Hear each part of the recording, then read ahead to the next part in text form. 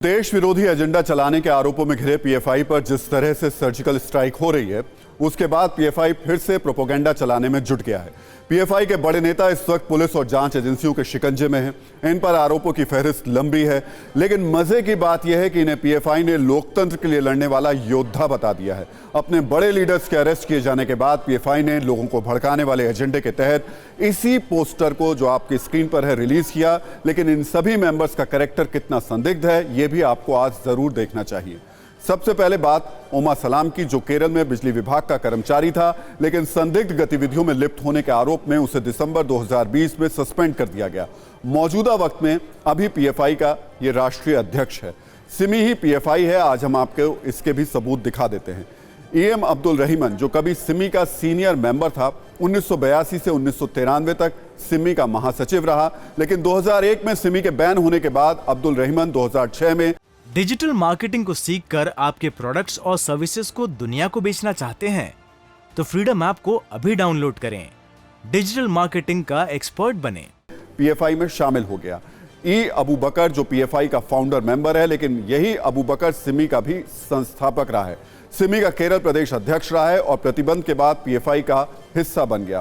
Professor P कोया, जो कभी PFI का फाउंडर मेंबर था, पीएफआई के बड़े नेताओं में शामिल रहा है, लेकिन पी कोया का नाम भी सिमी के संस्थापकों की लिस्ट में रहा है। इसी तरह अनीस अहमद, जो कभी पीएफआई का राष्ट्रीय महासचिव था, जिसे कर्नाटक से गिरफ्तार किया गया है। अनीस अहमद सिमी का हिस्सा तो नहीं रहा, लेकिन अनीस अपनी नफरत भरी तकरीरों को लेकर बहुत ज्यादा मशहूर रहा है। पिछले साल एक रैली के दौरान अनीस अहमद ने राम मंदिर को लेकर भी भड़काऊ बयानबाजी की थी।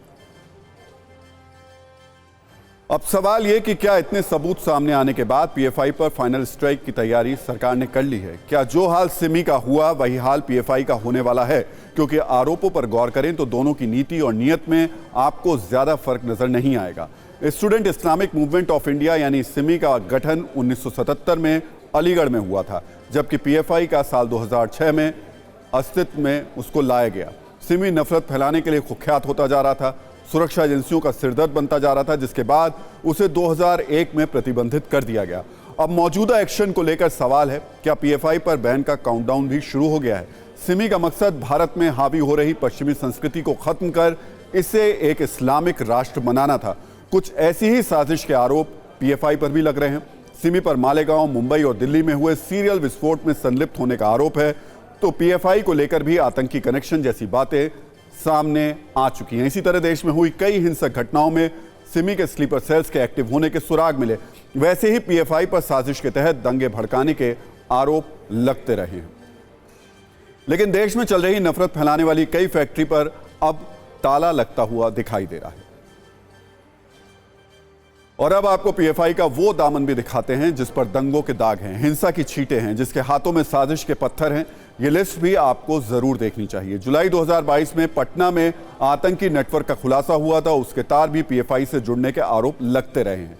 जून 2022 जब कानपुर में हिंसा हुई तो यहां भी खुलासा हुआ कि सारी साजिश पहले ही रची गई और इसमें भी पीएफआई के शामिल होने के आरोप सामने आए।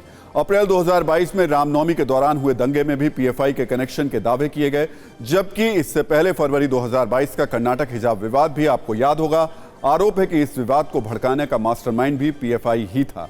इतना ही नहीं, पुलिस की जांच में 2020 में हुए दिल्ली दंगों में भी पीएफआई की भूमिका होने की बात कही गई है। इसके अलावा नागरिकता संशोधन विधेयक को लेकर देश के अलग अलग शहरों में जो दंगे हुए थे, उनमें पीएफआई के हाथ होने के आरोप लग चुके हैं।